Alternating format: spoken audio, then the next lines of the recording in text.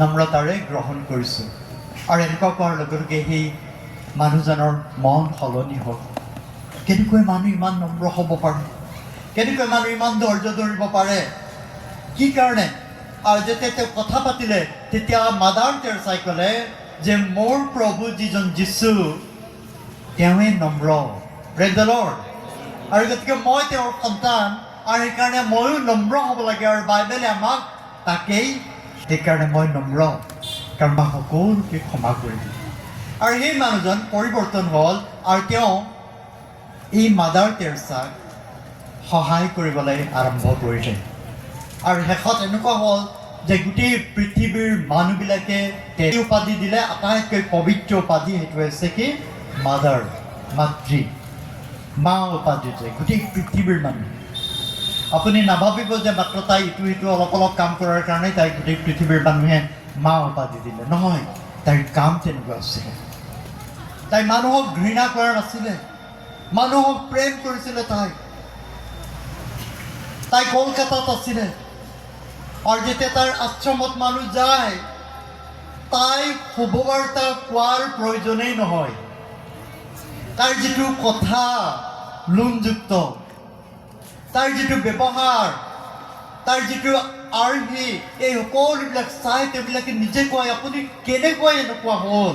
আৰু তেতিয়াহে তাই কয় যীশুৱে মোক কেনেকৈ চেঞ্জ কৰিলে, সলনি কৰিলে। তেওঁবিলাকো যীশুক গ্ৰহণ কৰে। Praise the lord. তেওঁবিলাকো যীশুক গ্ৰহণ কৰে। আৰু তেনেকৈ সেই অঞ্চলত, সেই আশ্ৰমৰ ওচৰে পাজৰে থকা মানুহবিলাক তেওঁবিলাকে মাদাৰ তেৰেছাক বেয়া পাব ধৰিলে। এই মানুহজনীয়ে ইয়াত থাকি আমাৰ মানুহবিলাকক খ্ৰীষ্টিয়ান ধৰ্মলৈ ধৰ্মান্তকৰণ কৰিছে বুলি তাইক বেয়া পাব ধৰিলে। আৰু কি কৰিলে তেওঁবিলাকে? এদিন SP আৰু কেইজনমান পুলিচক মাতি আনিলে, এৰেষ্ট কৰাব লাগে। মাদাৰ তেৰেছাক এৰেষ্ট কৰাব লাগে, কাৰণ তাই ধৰ্মান্তকৰণৰ কাম কৰিছে। আৰু সেই সময়ত যেতিয়া SP আৰু পুলিচবিলাকে যেতিয়া আহিলে, সেই সময়ত মাদাৰ তেৰেছাই কি কৰি আছিলে জানেনে? তেওঁ বাহিৰত এজন কুষ্ঠৰোগীক বহুৱাই গৰম পানীৰে গা ধুৱাই দি ঘাঁবোৰ মচি আছিলে। Praise the lord. আপুনি জানেনে পুৰণি নিয়মত, নতুন নিয়মত কুষ্ঠৰোগীবিলাক মানুহৰ কাষ চাপিব নোৱাৰে, তেওঁবিলাকক অশুচি বুলি গণ্য কৰা হয়। হয় নহয়? অশুচি বুলি গণ্য কৰা হয়। পাপৰ কাৰণে বেমাৰ হৈছে বুলি গণ্য কৰা হয়। মানুহে কাষ নাচাপে, তেওঁবিলাকক গাঁৱৰ পৰা ওলাই দিয়া হয়। আৰু চবতকৈ বেছি নাম্বাৰ, কুষ্ঠৰোগীৰ নাম্বাৰটো আপোনাৰ অন্ধ্ৰপ্ৰদেশ, উৰিষ্যা এইবিলাকত আছে। এইবিলাকত আৰু তাৰ ওচৰ পাজৰে থকা ৰাজ্যবিলাকত। তো কলকাতাতো আছে, কাৰণ উৰিষ্যা এইবিলাক আৰু কলকাতা, ৱেষ্ট বেংগল লাগি আছে। তো আছে।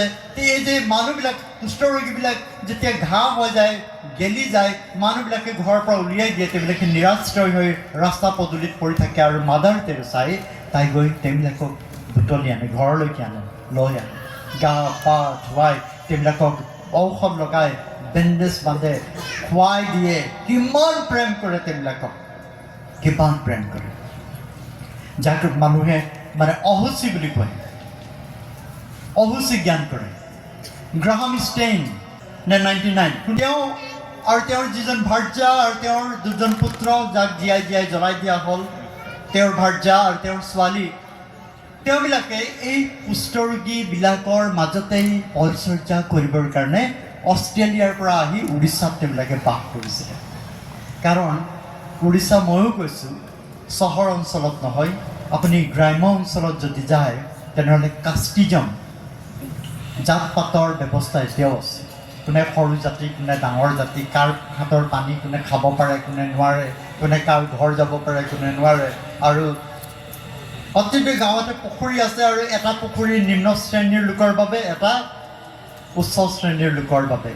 কিন্তু উচ্চ শ্ৰেণীৰ পুখুৰীত নিম্ন শ্ৰেণীৰ মানুহ গৈ গা ধুব নোৱাৰে। এনেকৈ এতিয়াও গাঁও অঞ্চলবিলাকত আছে, এতিয়াও আছে।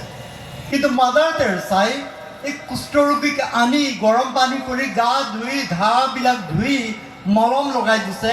আৰু SP আৰু পুলিচৰ যাক আনি পালে, আৰু তেতিয়া SPয়ে চাই তেওঁ থৰ লাগি চাইছে, আচৰিত হৈ গৈছে। কেনেকুৱা কথা! কেনেকুৱা কথা মানুহবিলাকে কৈছে ছাৰ এইজনীয়ে সেই মহিলা যিজনীয়ে মানুহবিলাকক ফুচুলাই নিয়ে আৰু তাইক খ্ৰীষ্টিয়ান কৰে ধৰ্মান্তকৰণ কৰে কিন্তু এছপিয়ে সি থৰ লাগি চাই আছে সি এইটো ভাবিছে এনেকুৱা কি শক্তিনো এই মহিলাৰ গাত আছে যে তাই সৰ্বস্ব ত্যাগ কৰি এনেকুৱা যাক সব মানুহবিলাকে ঘিণ কৰে এনেকুৱা মানুহবিলাকক তাই আঁকোৱালি ল'ব পৰা যে শক্তি তাৰ আছে ক'ৰ পৰা সেই শক্তিটো পাইছে সি আচৰিত আছে মানুহবিলাকে কৈ আছে ছাৰক আপুনি যাওক আৰু এৰেষ্ট কৰক তাৰপাছত এছপিয়ে তেওঁবিলাকক ক'লে এটা কাম কৰক মই এতিয়াই সেই মহিলাগৰাকীক তেৰেছাক মই এতিয়াই এৰেষ্ট কৰিম কিন্তু তোমালোকৰ ভিতৰত একজনে যোৱা আৰু সেই ৰোগীজনক যে বাকী কামটো গা ধুৱাই আছে যে সেই অকণমান গা ধুই পেলাই মেডিচিনটো অকণমান লগাই দিয়া তাইৰ সলনি কাৰণ এতিয়া তাইক যদি মই এৰেষ্ট কৰোঁ তেতিয়া কোনে লগাই দিব আৰু এজন আছেই লগত তোমালোকে কোনোবা এজন যোৱাচোন এক দুইজন যোৱা আৰু গা পা ধুই অকণমান মেডিচিন লগাই দিয়া যাবনে সিহঁতে উপাধ্যায় কি মুখোপাধ্যায় চেটাৰ্জী বেনাৰ্জী এনেকৈ ডাঙৰ উপাধি থকা মানুহবিলাক সিহঁতে ওচৰলৈকে যাব নোৱাৰে সিহঁতৰ জাত যাব সিহঁতৰ অসুচী হৈ যাব আৰু সিহঁতে তেতিয়া চবেই পিছমুখি দিছে এছপিয়ে কৈছে যোৱা তোমালোকে যিমান সোনকালে তোমালোকে কৰিবা সিমান সোনকালে মই তেৰেছাক এৰেষ্ট কৰিম একজনো ওলাই নাহিলে তেতিয়াও এছপিয়ে ক'লে চাইছা এইকাৰণেই মাদাৰ তেৰেছা এইকাৰণেই তেৰেছাই এই মানুহবিলাকক সহায় কৰিব পাৰে আৰু এইকাৰণে মানুহবিলাকে এই যে প্ৰেম পায় সেইকাৰণে তেওঁবিলাকে খ্ৰীষ্টলৈ আকৰ্ষিত হয় আৰু খ্ৰীষ্টক গ্ৰহণ কৰে আৰু এছপিয়ে তাইক ধন্যবাদ দি সুধিলে আৰু তাই ক'লে যে মোৰ প্ৰভু যীশু তেওঁ নম্ৰ প্ৰেজ দ্য লৰ্ড ন এটা কথা উদাহৰণ হয় বেয়া যদিও ক'বলৈ ইচ্ছা কৰিছোঁ ডাঙৰবিলাকে বুজি পাব আৰু সৰুবিলাক নুবুজিলেও হ'ব না বাপ জৈছা বেটা হৈছা হয় নহয়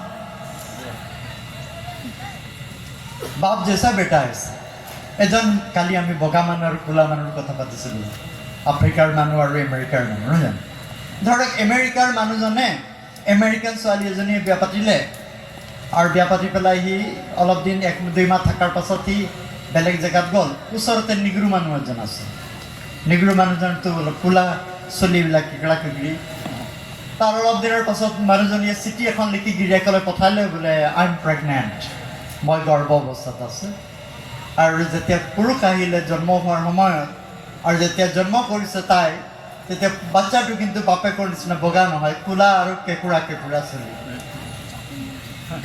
সৰ্বনাশ না বুজি পালে নাই বুজা যদিও ধন্যবাদ নুবুজাৰ কাৰণেও ধন্যবাদ হ'ব দিয়ক আমাৰ যিজন ঈশ্বৰ তেওঁ আমাৰ পিতৃ আৰু আমি তেওঁৰ নিচিনা হ'ব লাগে আমাৰ যিজন ঈশ্বৰ তেওঁৰ যিটো চৰিত্ৰ বা পিতৃৰ চৰিত্ৰ পুত্ৰৰ জীৱনলৈ আহিবই নহয় জানো মাক চাই জীয়েক আৰু বাপেক চাই কি পিতাক এনেকৈ নকয় জানো অসমীয়াত তো চৰিত্ৰ যিবিলাক সেইবিলাক আহিব লাগে কিন্তু মই যদি কওঁ মই যীশুৰ সন্তান মই খ্ৰীষ্টিয়ান বুলি আৰু মোৰ স্বভাৱ যদি সেই শয়তানৰ নিচিনা থাকে কেঁকুৰা না ক'লা যদি থাকে তেতিয়া মই ক'লে হ'বনে বা সেই মানুহজনীয়ে যদি চিঞৰি কয় তুমি বিশ্বাস কৰা এইটো তোমাৰেই হয় সন্তান বুলি ক'লে গিৰিয়েকে বিশ্বাস কৰিবনে কৰিব জল পট দেখাই আছে যে এইটো সেই মানুহজনৰ সন্তানেই নহয় এইটো ক'ত বিশ্বাস কৰিব না আমি খ্ৰীষ্টিয়ান বুলি ক'লে কি হ'ব আমাৰ যিটো কৰ্ম আমাৰ যিটো বাহ্যিক চৰিত্ৰ আমাৰ যিটো colour spiritual colour is different বেলেগ নিজকে আমি অধ্যয়ন কৰিব যে আমি কেনেকুৱা মানুহ কি ব্যক্তি আমি কেনেধৰণৰ ব্যক্তি আমিতো আমি কি শিকি আছোঁ যে আমি নিজকে নত কৰিব লাগে আৰু আমাৰ প্ৰভু যীশুখ্ৰীষ্ট তেওঁ নম্ৰ সেইকাৰণে আমি নম্ৰ হ'ব লাগে তেওঁ নিজকে নত কৰিলে ফিলিপিয়া 2 কৈছে যে তেওঁ ঈশ্বৰৰূপী থাকোঁতেই সিংহাসনকে কাঢ়ি লোৱা বুলি নামানিলে আৰু নিজকে নম্ৰকে শূন্য কৰি দাসৰ ৰূপ ধাৰণ কৰি আকাৰ প্ৰকাৰ মানুহৰ নিচিনা হ'ল আৰু মৃত্যুলৈকে এনেকৈ ক্ৰুচীয় মৃত্যুলৈকে সকলোকে তেওঁ সহন কৰিলে The one who is the King of kings, the Lord of lords, with all power, with all authority, he is king, he can do everything, anything, সকলো কৰিব পাৰে। এক নিমিষতে তেওঁৰ মুখৰ বাক্যৰ যোগেদি তেওঁ সকলোকে ধ্বংস কৰিব পাৰে। যি মানুহক তেওঁ নিজৰ সাদৃশ্যৰ প্ৰতিমূৰ্তিৰে সৃষ্টি কৰিছিলে, আজি সেই মানুহটোৱে সেই সৃষ্টিকৰ্তাক কি দিছে?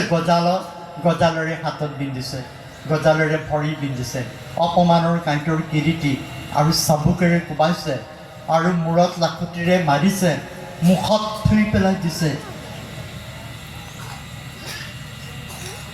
আৰু এই দিনৰ কাৰণে নেকি ঈশ্বৰে মানুহক সৃষ্টি কৰিছিলে? কিমান দুখৰ কথা।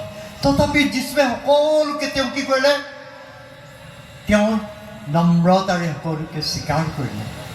আৰু যেতিয়া আচৰিত কথাটো হ'ল কি, তেওঁ যেতিয়া গজালেৰে বিন্ধি আছিলে, সেই সময়ত যীশুৱে কৈছে, হে পিতা, তুমি এওঁবিলাকক ক্ষমা কৰা, কাৰণ এওঁবিলাকে কি কৰিছে তাক এওঁবিলাকে নাজানে। Praise the lord.